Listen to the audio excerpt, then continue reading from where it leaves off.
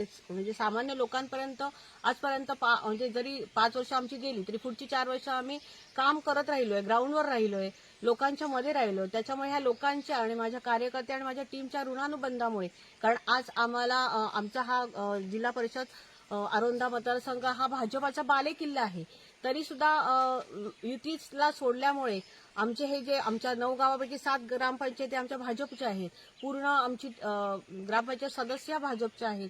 त्याच्यामुळे सगळ्या लोकांचं मत होतं की आमच्यावर कुठेतरी अन्याय झाला कार्यकर्त्यांना, कारण 9 वर्ष तळागाळातला कार्यकर्ता लोकसभेचं इलेक्शन असू दे, राज्यसभेचं असू दे किंवा ग्रामपंचायती असू दे, जीव तोडून काम करतो. कारण तळागाळातल्या सामान्य कार्यकर्त्याला कोण जमेत धरत नाही, पण आम्ही जे लढतो किंवा जी इलेक्शन लढवली जातात ती सामान्य कार्यकर्त्यांमधून लढवली जातात, त्यांच्या ज्या कामांमुळे लढवली जातात, त्यांच्याशी असलेला जो लोकमत असतं त्यांना किंवा लोकांच्या मध्ये त्यांचं कार्य असतं त्यांच्यामुळे लढवली जातात. आणि त्यांचा एक म्हणजे त्यांचं एक असं वाईट वाटतं त्यांना की आपल्या गावावर किंवा आपल्या विभागावर अन्याय झाला. त्याच्यामुळे त्यांनी सांगितलं की नाही वहिनी, तुला लढावं लागेल, म्हणून मला ह्या रिंगणात उतरावं लागेल.